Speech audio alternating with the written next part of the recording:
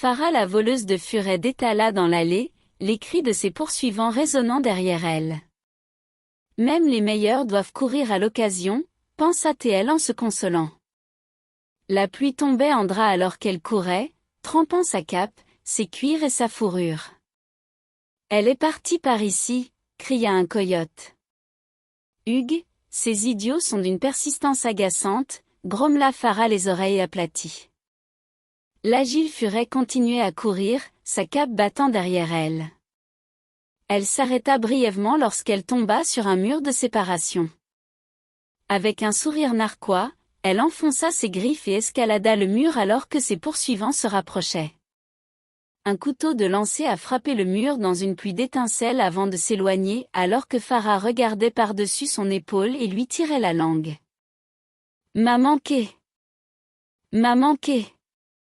Maintenant tu dois m'embrasser. » Le furet atteignit le sommet du mur et bondit vers le toit voisin. « Mais pas vraiment, » a-t-elle ajouté. Ses poursuivants, un mélange de canidés, de félins et une paire de rats, la fixèrent tous du regard. Farah se demanda s'il leur restait des armes à lancer ou s'ils tenteraient de la suivre. Quoi qu'il en soit, elle a pensé qu'il valait mieux continuer à courir sur les toits. Cercle autour. Ces toits finissent par s'arrêter. L'un de ses poursuivants crie. Farah souffla tandis que ses griffes couraient sur les bardeaux glissants des maisons et de divers commerces. Ils avaient raison bien sûr, les rangées de maisons finiraient par se terminer, mais Farah était convaincue qu'elle avait une longueur d'avance sur ses poursuivants, tant qu'elle ne le faisait pas.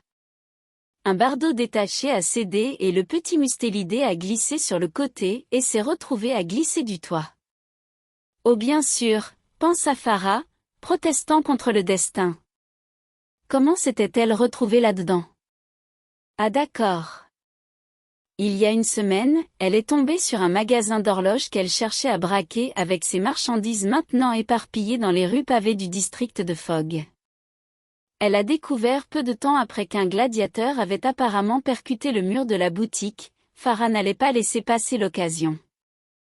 Elle a volé le mécanisme de l'horloge qu'elle avait étudié et a couru au marché noir pour le vendre avant que le propriétaire du magasin d'horloges, un raton laveur riche et naïf, ne revienne. Le furet l'avait considéré comme un succès et a décidé de visiter une taverne locale par la suite. Elle regardait les masques d'argent dans la taverne avec méfiance. Elle prenait plaisir à harceler les cultistes, c'était toujours une source d'amusement pour le voleur. « Je ne peux pas décider si vous êtes effrayant ou ridicule, a-t-elle déclaré. Il ignorait alors qu'ils passaient dans leurs robes. De plus, vous ne glissez pas vraiment. Toujours pas de réaction. Il n'était pas aussi amusant à harceler que les fanatiques tyriens, surtout à l'époque où elle utilisait la routine de la danseuse du ventre. Ils s'offusquaient facilement et commençaient à débiter des passages de leur livre saint, comme si leur petit mot banal allait la convertir ou quelque chose du genre. Depuis qu'elle était arrivée sur les rives inondées de Vulan, elle n'avait pas manqué d'utiliser ses talents de voleuse. Cependant, elle avait maintenant rencontré quelque chose qu'elle n'avait jamais rencontré auparavant. Un conflit d'intérêts. Un tigre avec un turban violet et une cape violet foncé s'approcha d'elle depuis le coin de la pièce. « Excusez-moi, furet. Mon maître aimerait beaucoup acquérir l'usage de vos services. » Les oreilles de Farah se contractèrent. De quel type de service parlons-nous? Vos compétences bien sûr. Farah roula des yeux. D'accord, continuez. Le tigre et le furet ont quitté la taverne, où le tigre l'a conduite dans la rue vers les fumées gonflées des brouillards. Farah y était allée trop souvent. Elle a enroulé une écharpe autour de son museau pour conjurer les fumées addictives. Dans un immeuble délabré, Farah s'est retrouvée de l'autre côté d'un grand jaguar borgne se reposant sur un drap matelassé. Le cœur du furet a raté un battement quand elle a vu un raton laveur à côté du jaguar. Scratch, salua Farah. Ça fait un moment. Oh, quand as-tu perdu un œil? C'est distingué. Scratch gronda dans sa gorge.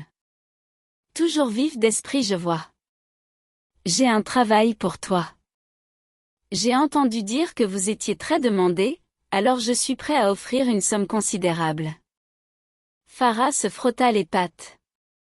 Oui, oui, vas-y. Le jaguar fit signe au raton laveur. Voici Frances Whisperwill, le propriétaire de la boutique d'horloges dans les brouillards. Il s'est fait voler un précieux mécanisme. Nous voulons que vous le voliez. Farah sourit. C'était gênant, on lui demandait de voler quelque chose qu'elle avait elle-même volé. Eh bien, je suis intéressée mais je ne sais pas par où commencer à chercher cet appareil. Scratch grogna, j'ai une source bien placée, ils disent que c'est au Black Fog Café. Le domaine d'Azeretiti. La queue de Farah se contracta. Oh, tu es sûr que c'est exact? Je veux dire que tout le monde dans cet endroit est un toxicomane. Scratch grogna, j'en suis certain. Farah leva les pattes. D'accord, je vais m'y mettre.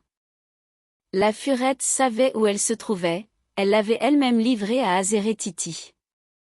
J'espère que je vais entrer et sortir avant que ce vieux dragon sénile ne sache ce qui s'est passé, se dit la furette. Elle s'était rendue dans l'une des tavernes pour réfléchir à son énigme. Traverser Scratch ou Azeretiti était risqué. Les deux? Encore pire. Mais la perspective de voler à nouveau quelque chose qu'elle avait déjà volé lui fit tressaillir la queue d'excitation. Farah a vidé son verre et a fait claquer une pièce sur la table. Ah, merde. Ce sera excitant. Le furet se leva de table et se dirigea vers le quartier Fogg. Écharpe autour du museau à nouveau. Hugues, j'en ai marre de retourner dans cet endroit. Tous ces cinglés qui mettent de la fumée dans leurs poumons. Quel est l'attrait? Enivrez-vous comme une bête normale. Des bêtes de toutes sortes gisaient à l'extérieur de la fumerie d'opium connue sous le nom de Black Fog Café, leurs esprits voyageant loin de là où ils se trouvaient. Un vison marmonna et enroula ses bras autour des chevilles de Farah alors qu'elle lui enjambait. Pas de main. Farah grogna en se dégageant. Le brouillard noir qui flottait sur le quartier émanait des fenêtres et des portes de la maison malfamée. Malfamée même pour Vulan. C'était dire quelque chose. Un border collie argenté montait la garde devant la maison tandis que Farah passait sous leurs regards creux. D'accord, ce sont effrayants. J'ai fait mon choix. Farah soupira en cherchant son chemin. Il y avait un autre garde à l'entrée des profondeurs. Farah soupira qu'elle devait les sortir pour se faire passer ou les attirer. Elle doutait que ces fléchettes endormies aient le moindre effet. Le bâtiment lui-même avait les flèches arrondies et les hautes tours d'un autre continent, lisses et avec très peu de points d'appui. Lorsqu'elle était venue pour la première fois livrer le mécanisme de la montre, elle avait un bref officiel portant la signature brûlante d'Azeretiti. Ce n'était plus une option maintenant. Elle n'aurait pas pu le forger sans dépenser 100 fois ce que valait le casse lui-même. Eh bien, il y a toujours eu l'approche classique.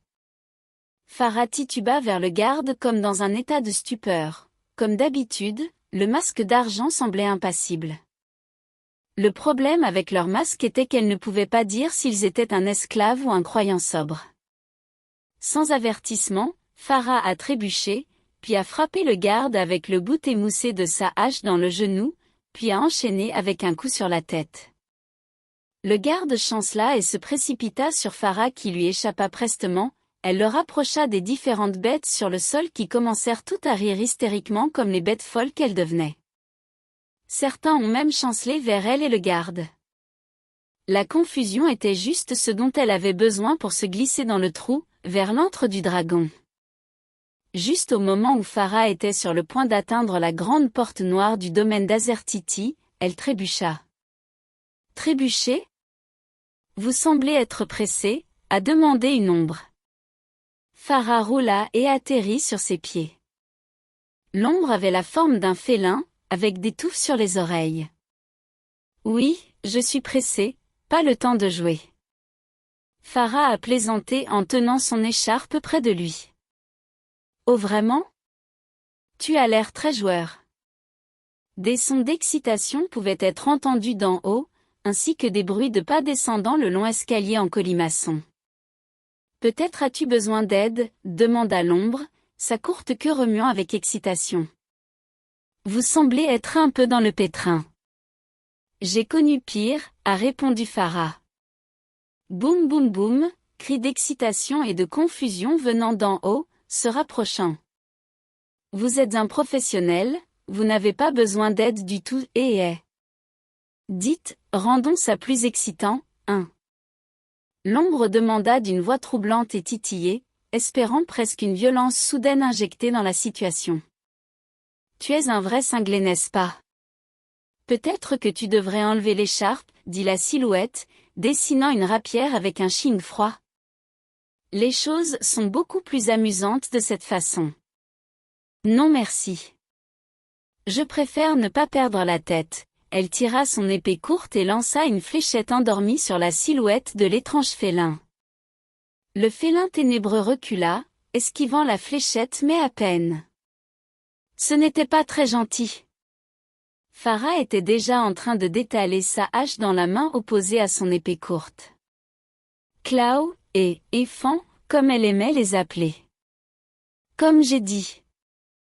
Je n'ai pas le temps de jouer à des jeux avec toi, chérie. Mais je veux jouer avec toi, dit le félin en pourchassant. Farah s'est retournée et a paré un coup destiné à son ventre avec sa hache à main et a riposté à son adversaire avec son épée courte. Le félin recula en riant. Pas mal. Aimez ce que vous voyez? Je ne suis pas intéressé. Farah gronda. Il hache et, qu'y a-t-il avec l'écharpe? Le chat répondit en poussant. Farah a esquivé, n'est-ce pas évident? N'aimez-vous pas la laine royale de la reine? Le félin fit à nouveau un petit mouvement vers le museau de Farah. Farah bloqua la lame de son épée et s'avança d'un coup de hache, la lame mordant contre la garde de l'épée de son ennemi. Vous en abusez. Farah a répondu, ça c'est sûr. Enlevez. Vous serez tellement plus heureux, répondit le félin. Faisant une chiquenaude, Farah recula alors que la pointe grattait ses cuirs. Non, cria Farah. Inspirez-le ou je vous tue. Vos seules options. C'est alors que les pas d'en haut sont devenus des pas juste devant elle. Le combat que le furet avait avec l'étrange ombre devenait maintenant un obstacle. Je choisis l'option 3. Farah a crié en se baissant contre le mur des gardes et des propriétaires confus de la fumerie d'opium. Cours Y, petit furet. Je ferais mieux de ne plus attraper ton joli museau ici. Farah se retourna pour voir clairement le félin maintenant. Un lynx aux yeux violets brillants regardant fixement dans le brouillard noir. Farah se souviendrait d'elle. Elle a traversé la bagarre entre les gardes, les clients toxicomanes et les fous qui se roulaient par terre en riant. Cela a rendu son évasion plus gérable. Mais Farah ressentit la sensation brûlante de l'échec. Elle détestait échouer. Après qu'elle se soit dégagée de la bagarre, il y eut un cri alors que six gardes la poursuivaient. C'étaient des muscles normaux, pas des masques d'argent. Pas aussi effrayants, mais 6 contre 1 n'était pas idéal, surtout avec le lynx pas loin derrière. Et c'est ainsi que Farah s'est retrouvée à tomber du toit. Elle atterrit en vitesse mais les voyous se rapprochaient. La chasse était maintenant hors du quartier du brouillard, et sur la place du marché. Farah se fraya un chemin à travers les étals et monta encore et encore sur un autre toit où elle tira la langue à ses poursuivants. Ils avaient alors abandonné la poursuite, mais le furet les a vus se battre avec un gros reptiloïde et un rat avec des bâtons de combat. Le duo n'a fait qu'une bouchée de ses poursuivants. Intéressant, se dit Farah en regardant les mâles faire une courte bouchée de ses poursuivants. Elle avait entendu parler du reptiloïde échappé, un gladiateur, mais le rat? Elle n'avait aucune idée de qui il était. Pourquoi ferait-il équipe? La question elle-même était intrigante. Mais peut-être qu'il cherchait désespérément quelque chose. Elle pourrait effectivement avoir une idée.